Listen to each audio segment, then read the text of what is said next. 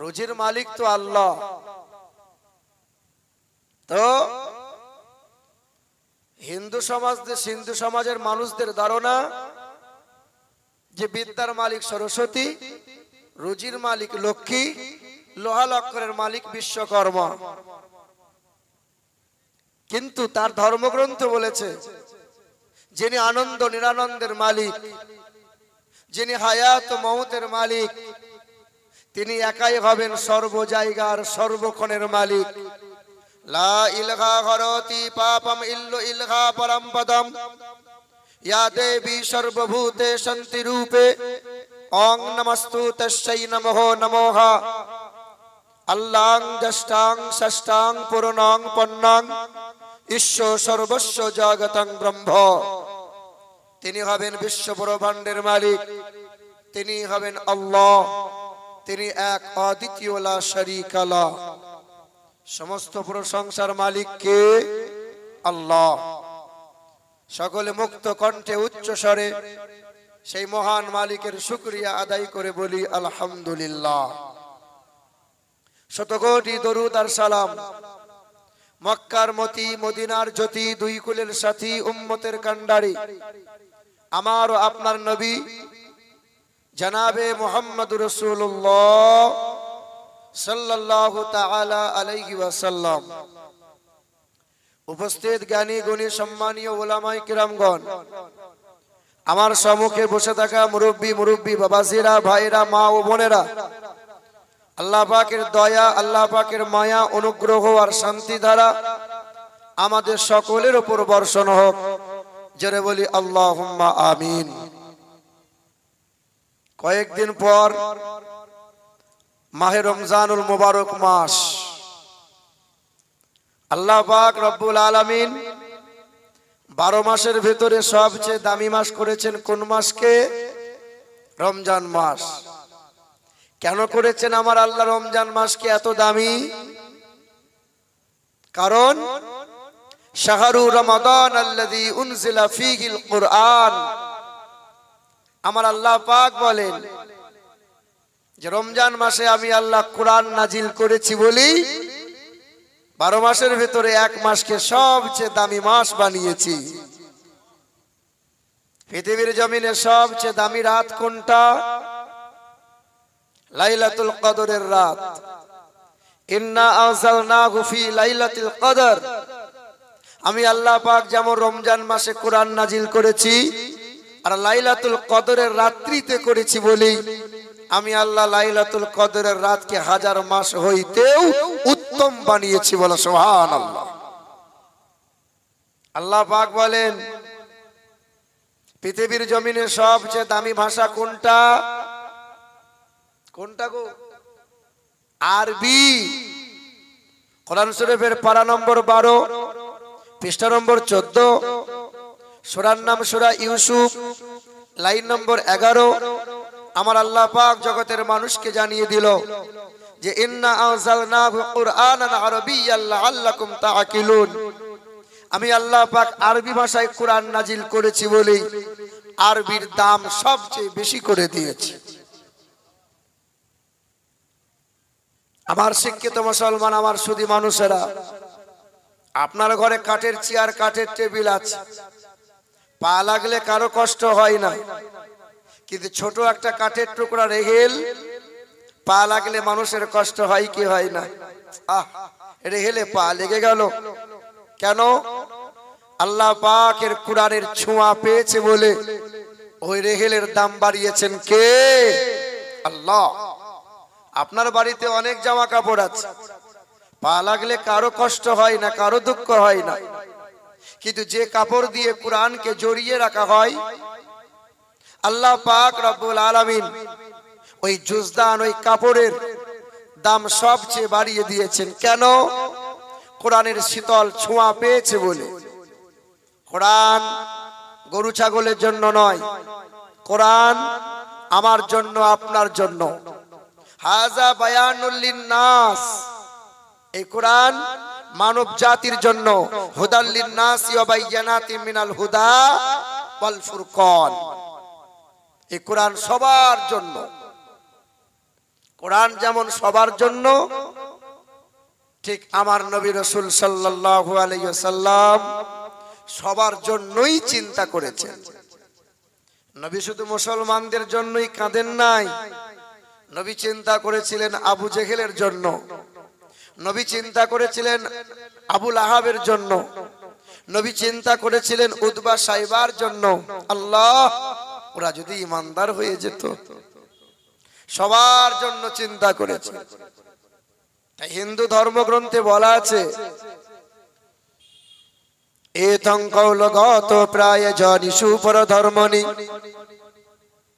ধর্মত্বনাইশা তেন ভগবান বতরিষ্যতে। পৃথিবীর জমিনে সেই মহান প্রতিপালকের দরবার থেকে আসবেন একজন গুরু। তিনি একটা ধর্মের গুরু হবেন না, তিনি হবেন জগৎ গুরু, বিশ্বের মহান নেতা। তিনি হবেন গোটা মানব জাতির কল্যাণকর্তা। ও নমো হতার মিন্দ্র মহাশরীন্দ্রম।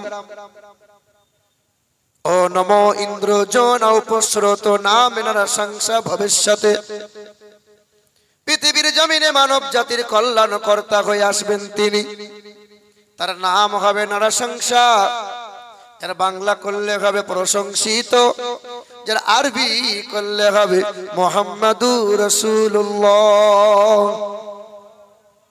কলকি পুরাণ 2 নম্বর অধ্যায় 11 এবং 25 নম্বর শ্লোকে বলা আছে, দ্বাদশং সকল পক্ষ সমাধবে মাসি মাধবম জাতং দট্টাসা তুপুতরং পিতর উরুষ্ট মনুষ্য সম্বালে বিষ্ণু যশাসো গিরিহে পাদুর্ভবম মহম সোমতং বিষ্ণু যশাসো গর্ভমদত্ত বৈষ্ণবম।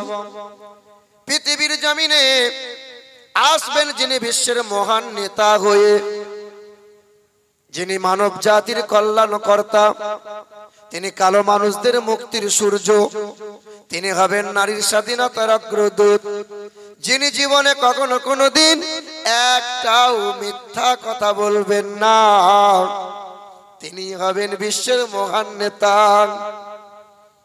আর আপনার নেতার কথা তো বলতে পারবো না, ও শয়ে শয়ে মিথ্যা বলে। সামনে ভোট আসছে, দেখবেন ভোটের 3 দিন আগে আপনার দরজার কাছে দাঁড়িয়ে বলবে, চাষা টালির চালে বাস করছেন, দেখো বাপ কেউ দেখলো না, আমি আছি, চিন্তা করো না, একবার আমাকে দাঁড় করিয়ে দাও, তোমার 4 তলা বানিয়ে দেবো। আপনার মতো মানুষটা বেলুন ফুলা ফুলে গেল, দিয়ে আতর দিয়ে গোসল করে ভোট দিয়ে এলো, ও মাল এমএলএ হয়ে গেল। এমএলএ দরজার সামনে দাঁড়িয়ে বলছে, বাবু আছেন? কে? বলে আমার ওই বিতারি খানপাড়াই বাড়ি। কি নাম? বলে আমার নাম খেঁদা। তোমাকে তো আমি চিনি না। মানে আপনাকে আর চিনতে পারবে যে নেতাকে খুশি করার জন্য ভাইয়ে ভাইয়ে দ্বন্দ্ব করেছিলেন, যে নেতাকে খুশি করার জন্য নিজের বিবিকে বেধবা বানিয়েছেন, যে নেতাকে খুশি করার জন্য ছেলে মেয়েকে এতিম বানিয়েছেন, ওই এমএলএ হবে, এমপি হবে, আর তুমি যেখানকার মাল সেখানেই পড়ে থাকবে। ওই জন্য বলা হয় যে নেতাদের পিছনে ঘুরে ব্যবসা নষ্ট করো না, নেতাদের পিছনে ঘুরে সময় নষ্ট করো না, ওই নেতার আদর্শ ফলো করো। যিনি বিশ্বের মহান নেতা, তিনি হলেন জনাবে মুহাম্মদুর রাসূলুল্লাহ। আরে ওই পার্টিতে দাঁড়াও, যে পার্টিতে দাঁড়ালে আল্লাহ পাওয়া যাবে, জান্নাত পাওয়া যাবে, ওই পার্টির নাম হলো নামাজ পার্টি। নামাজ পার্টি। আমার বাবাজিরা, ভাইরা আমার, আল্লাহর নবী সাল্লাল্লাহু আলাইহি ওয়াসাল্লামের জন্য হিন্দু ধর্মগ্রন্থে যেমন বলা আছে, তিনি হবেন মানব জাতির কল্যাণকর্তা। বাস্তব জীবনে আমার রাসূলুল্লাহর হিস্ট্রি, ইতিহাসগুলো দেখেন।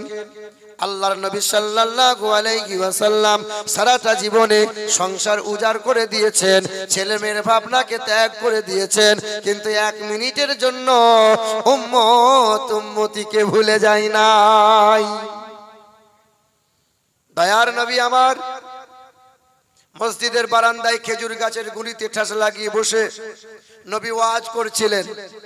আল্লাহর নবী জাহান্নামের কথা বলছিলেন, আল্লাহ রাসূল কবরের বয়ান করছিলেন, আর নবীজি বারবার বলছেন আমার উম্মত উম্মতির কি হবে।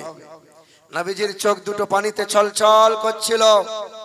এমন সময় ঘর থেকে একজন বাঁদী কাজের মেয়ে আল্লাহর নবীর সামনে দাঁড়িয়ে বলছেন, আসসালামু আলাইকা ইয়া রাসূলুল্লাহ, আসসালামু আলাইকা ইয়া হাবিবাল্লাহ। আল্লাহর নবী সালামের জবাব দিয়ে বললেন, মা কি ব্যাপার?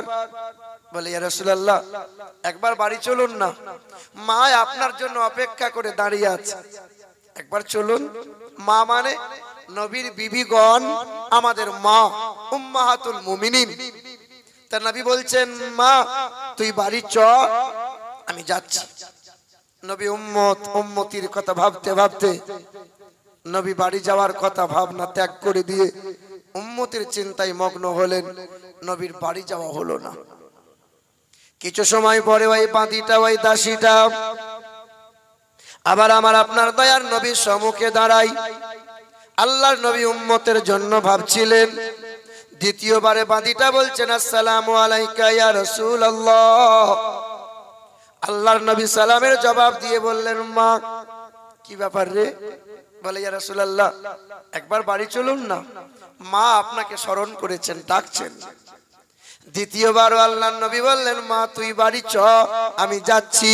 নবী যাচ্ছি বলেই গুনাহগার উম্মত উম্মতির কথা ভাবতে ভাবতে উম্মতের চিন্তায় মগ্ন হয়ে গেলেন। নবীর দ্বিতীয়বারও বাড়ি যাওয়া হলো না। তৃতীয়বার ঘন্টাখানিক পরে ওই দাসী, ওই কাজের মেয়েটা আল্লাহর নবীর সামনে দাঁড়িয়ে থরথর করে কাঁপছে, আর কাতর কণ্ঠে কেঁদে কেঁদে আল্লাহর নবীকে বলছেন, আসসালামু আলাইকা ইয়া রাসূলুল্লাহ। আল্লাহর নবী সালামের জবাব দিয়ে বললেন, মা তুই কাঁদছিস কেন রে? কি হয়েছে বল না। বাদীটা বলছেন, ইয়া রাসূলুল্লাহ আমার কিছু হয় নাই, আপনি একবার বাড়ি চলুন না। দরজার সামনে একটা মেহমান দাঁড়িয়ে আছে, ওই মেহমানটা আপনার জন্য ইন্তজার করে বসে আছে। আপনি বাড়ি না যাওয়া পর্যন্ত ওই অচেনা মেহমানটা বাড়ি যাবে না বলেছে, চলুন না ইয়া রাসূলুল্লাহ। বাদীটা আর কান্না দেখে বাদী বললেন, নবী আপনি আসুন। বাদীটা আগে আগে যায়, নবীজি বাদীর পিছনে পিছনে যায়। কিছু দূর যাওয়ার পরে আল্লাহর নবীর কদমটা থমকে গেল। চেহারাটা ঘুরিয়ে দেখে এই ঘরটা আমার বিবি মারিয়া কিবতিয়ার ঘর। আল্লাহ নবী পা পা করে গিয়ে দরজায় আওয়াজ দিলেন, মারিয়া। তখন বিবি মারিয়া কিবতিয়া আস্তে করে দরজাটা খুলে দরজার আড়ালে লুকিয়ে ঝরঝর করে কাঁদছেন। আল্লাহর নবী বলছেন, মারিয়া তুমি কাঁদছো কেন গো? তোমার কি হয়েছে বলো। তখন বিবি মারিয়া কিবতিয়া বলছেন, ইয়া রাসূলুল্লাহ আপনাকে তিনবার ডাকলাম, আপনি এত দেরি করে দিলেন ইয়া রাসূলুল্লাহ। আল্লাহর নবী তখন বলছেন, মারিয়া তুমি রাগ করো না মারিয়া, তুমি চিন্তা করো না মারিয়া, তুমি অভিমান করো না মারিয়া। আমি আমার গুনাহগার উম্মত উম্মতির কথা ভাবতে ভাবতে তোমার ডাকে সাড়া দিতে একটু দেরি হয়ে গেছে। ইয়া রাসূলুল্লাহ আমি আমার জন্য আপনাকে ডাকি নাই গো নবী। আমার এই দুধের মাসুম বাচ্চা যার নাম ইব্রাহিম, ইব্রাহিম এই বাচ্চা ছেলে সকাল থেকে আব্বা আব্বা করে চাইছিল। আপনার কোলে হয়তো শুয়ে একটু আদর পেতে চাইছিল। এই মাসুম দুধের বাচ্চাটা সকাল থেকে পানি পান করে নাই, আমার স্তনে মুখ লাগিয়ে দুগ্ধ পান করে নাই। আপনি আমার এই বাচ্চাটাকে একবার নেন না। আল্লাহর নবী দুই হাতে তুলে নিলেন। মাসুম বাচ্চাকে তুলে নেওয়ার পরে পাটা নড়াচ্ছেন, মাসুম বাচ্চার পা লটকে গেল। হাতটা ধরে নাড়া দিলেন, হাতটা লটকে গেল। আল্লাহ নবী ঠোঁট দুটো নড়া দিয়ে বলছেন, আব্বু তুমি রাগ করেছো বলো? তুমি আমার কাঁধে চড়ে একটু মদিনার বাজারে ঘুরতে চেয়েছিলে, তুমি আমার কোলে শুয়ে একটু আদর পেতে চেয়েছিলে, তুমি আমাকে আব্বা বলে ডেকে আমার কোলে একটু ঘুমাতে চেয়েছিলে, তুমি আমার বুকে একটু শুতে চেয়েছিলে। আমি ঠিক সময় মতো তোমার ডাকে আসতে পারি নাই বলে তুমি রাগ করেছো বলো? মাসুম বাচ্চার ঠোঁট দুটো থরথর করে কাঁপছে, আব্বুকে কিছু বলতে চাইছে, কিন্তু মাসুম বাচ্চাটা আর বলতে পারছে না। মাসুম বাচ্চার চোখের কোনা দিয়ে গরম পানি গড়িয়ে গড়িয়ে গেল, আর আল্লাহর নবী বুঝতে পেরে গেলেন আমার মাসুম বাচ্চার শেষ অন্তিম সময় চলে এসেছে। আল্লাহর নবী কেঁদে উঠলেন। নবীজির চক্ষু মুবারক থেকে পানি গড়িয়ে বাচ্চার শরীরে যেমন পড়ে গেল, বাচ্চাটা চুমকে উঠে গেল। তখন এই বাচ্চাটা আল্লাহর নবীর কোলে শুয়ে রইল, আর মালাকুল মাউত ওই যে মেহমানটা দরজার কাছে দাঁড়িয়ে ছিল, ছুটে এসে আল্লাহর নবীর কোল থেকে বাচ্চার রুহটা নিয়ে মালিকের দরবারে চলে গেল। আল্লাহর নবী কেঁদে উঠলেন। আল্লাহর নবী কেঁদে উঠলেন। দয়া রাসূল সাল্লাল্লাহু আলাইহি ওয়াসাল্লাম কুসুম কুসুম গরম পানি করে মাসুম বাচ্চাটাকে গোসল করিয়ে বিবি মারিয়া কিবতিয়ার কোলে তুলে দিলেন। মারিয়ার কোল থেকে বিদায় নিয়ে আল্লাহর নবী কোলে করে নিয়ে গেলেন। নবীজি আমার কবরস্থ করে দিলেন। দয়া রাসূল পা পা করে মসজিদের বারান্দায় চলে গেলেন।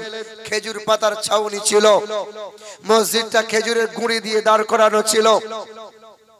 আল্লাহর নবী মসজিদের বারান্দায় খেজুর গাছের গুঁড়িতে ঠেস লাগিয়ে বসছেন, আর আল্লাহর নবীর চোখ দিয়ে পানি গড়াচ্ছে।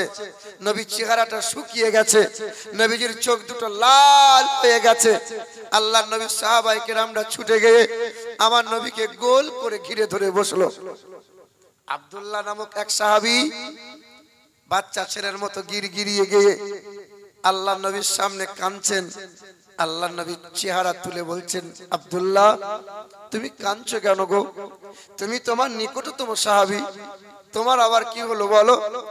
তখন সাহাবীটা বলছেন, ইয়া রাসূলুল্লাহ, সকালে ঘুম থেকে উঠে যদি আপনার পবিত্র বাণী শ্রবণ না করি আমার দিন ভালো যায় না। সন্ধ্যাবেলায় যদি আপনার পবিত্র চেহারা দর্শন না করি আমার রাত ভালো কাটে না। আপনার চোখে পানি দেখে আমি আর সহ্য করতে পারছি না গো নবী। আপনি কাঁদলে আমরা যে বাঁচবো না। সেই দিন আল্লাহ রাসূল বলেছেন, আব্দুল্লাহ আমি আমার মাসুম কোলের বাচ্চাকে আল্লাহর কাছে ফিরিয়ে দিয়েছে। আমার বিবি তিনবার ডাকতে পাঠিয়েছিল, বিবির ডাককে ভুলে গিয়ে মাসুম বাচ্চার অসুস্থতার কথা চিন্তাকে ত্যাগ করে দিয়ে আমি উম্মতির ভাবনা ভেবেছি, সব উজাড় করে দিয়েছি, কিন্তু এক মিনিটের জন্য আমি আমার উম্মতিকে ভুলে যাই নাই। এ মুসলমান সোনার টুকরো বন্ধুরা, যে নবী সারাটা জীবন আপনার কথা ভেবেছে, যে নবী সারাটা জীবন আপনার জন্য কান্না করে গেছে, ওই নবীজির মহব্বতে বেশি বেশি করে দরুদ পড়বেন। যে ব্যক্তি সকাল সন্ধ্যা নবীজির মহব্বতে দরুদ শরীফ পড়ে ওই ব্যক্তি কোনোদিন আগুনে মরণ হবে না। যে ব্যক্তি সকাল সন্ধ্যা নবীজির মহব্বতে দরুদ শরীফ পড়ে ওই ব্যক্তি রাস্তাঘাটে অ্যাক্সিডেন্টে মরণ হবে না। যে ব্যক্তি সকাল সন্ধ্যা নবীজির মহব্বতে দরুদ শরীফ পড়ে ওই ব্যক্তি দরিয়ায় নদীতে ডুবে কখনো মরণ হবে না। যে ব্যক্তি সকাল সন্ধ্যা নবীজির মহব্বতে দরুদ শরীফ পড়ে ওই ব্যক্তির ঘরে কখনো অভাব ঋণ আসবে না। যে ব্যক্তি সকাল সন্ধ্যা নবীজির মহব্বতে দরুদ শরীফ পড়ে ওই ব্যক্তির ঘরে আল্লাহ বরকতে মালামাল করে দেয়। যে ব্যক্তি সকাল সন্ধ্যা দরুদ শরীফ পড়ে আল্লাহ পাক মৃত্যুর সময় বান্দার জবানে কালেমা নসিব করে দেয়। তাই নবীজির মহব্বতে সকলে উচ্চ স্বরে ঝুমে ঝুমে দরুদ শরীফ পড়ি। আল্লাহুম্মা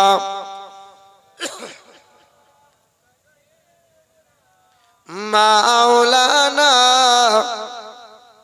ওয়া আলা আলিহি।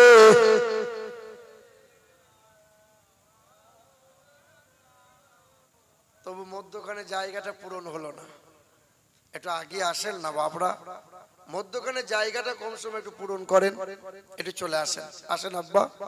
জিকির করি লা ইলাহা, বলো লা ইলাহা, লা ইলাহা ইল্লাল্লাহু মুহাম্মাদুর রাসূলুল্লাহ।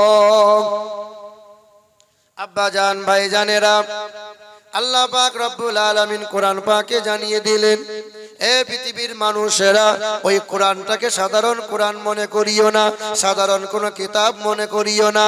এটা হলো আমি মহান মালিকের আমানত। কন্যা যেমন পিতার কাছে আমানত, ছেলে মেয়ে যখন বাবার কাছে আমানত, বিবি যেমন স্বামীর কাছে আমানত, অন্ধ ব্যক্তিটা চোখওয়ালার কাছে আমানত, অসুস্থ মানুষটা সুস্থ মানুষের কাছে আমানত। আমি মহান মালিকের দরবারে সবচেয়ে বড় আমানত হলো, সেটা হলো আল কোরআন। আল্লাহ পাক কোরআনেতে জানিয়ে দিলেন, ইন্না আরাদনাল আমানাতা। সাউন্ড একটু এখানে আসেন তো, সাউন্ডটা ক্যাচ করছে, মানে শ্বাস টানছে খুব। আসেন একবার এখানে আসেন, মাইক ম্যান। আল্লাহ পাক রব্বুল আলামিন জানিয়ে দিলেন, ইন্না আরাদনাল আমানাতা আলাস সামাওয়াতি ওয়াল আরদ ওয়াল জিবাল ফাবাইনা আন ইয়াহমিলনাহা ওয়া আশফাকনা মিনহা ওয়া হামালাহাল ইনসান। কোরআন শরীফের পারা নম্বর 22, সূরার নাম সূরা আহজাব, আয়াত নম্বর 72, পৃষ্ঠা নম্বর 6, লাইন নম্বর 12।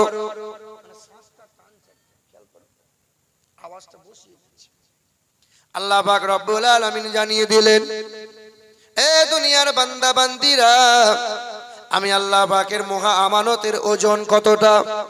আমি আল্লাহ পাক আসমানকে বলেছিলাম, জমিনকে বলেছিলাম, পাহাড় পর্বতকে বলেছিলাম, লাউ আনজালনা হাযাল কুরআন আলা জাবালিন লারাআইতাহু খাশিআম মুতাসাদ্দিআম মিন খাশিয়াতিল্লাহ। আসমান বলেছিল না না, জমিন বলেছিল পারবো না, এর যে ওজন, পাহাড় বলেছিল পারবো না, এর ভারসাম্য বজায় রাখা সম্ভব নয়। তবে একজন আল্লাহ পাকের হাবিব, একজন আল্লাহর বন্ধু বলেছিল, ও দয়ার মালিক, তোমার আমানত যদি আমাকে দাও, আমি কোনোদিন ফেলবো না। আল্লাহ পাকের আমানত হাবিবে কিবরিয়া জনাবে মুহাম্মদুর রাসূলুল্লাহ সাল্লাল্লাহু আলাইহি ওয়াসাল্লামের উপর আমার আল্লাহ নাজিল করলেন।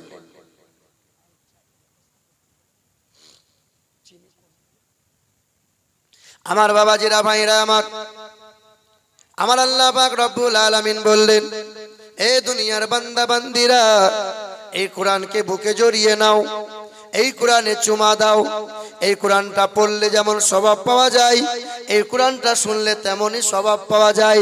আল্লাহর কোন বান্দা 60 বছর বয়স হয়ে গেল, 70 বছর বয়স হয়ে গেল, দাড়িটা চুলটা পাকতে শুরু হয়ে গেল, চামড়াগুলো জড়ো হয়ে গেল, আল্লাহর এই বান্দা যদি মসজিদে যায়, আল্লাহর কোরআনটাকে যদি বুকে নেয়, কোরআনে যদি হাত বোলায়, আল্লাহ পাকের এই বান্দা যদি মহান মালিকের দরবারে কান্না করে আর বলে, আল্লাহ পাক 60 বছর বয়স হয়ে গেল, 70 বছর বয়স হয়ে গেল, তোমার এই কালামকে পড়ে দেখার সুযোগ হলো না।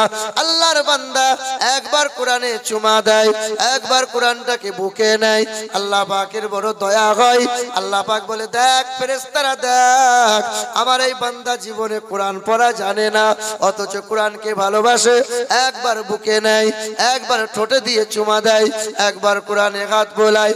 আল্লাহ পাক এই ছোট ছোট মানুষগুলোকে আল্লাহ তার প্রিয় বান্দা বানিয়ে দেয়। আর একটু জোরে হলো না সুবহানাল্লাহ। আমার আব্বাজান, ভাই জানেরা, এ মুসলমানের ছেলেরা, নওজোয়ান যুবকেরা, একবার কোরআন বলবো, একবার হিন্দুদের রামায়ণ বেদ বলবো, অসুবিধা হবে?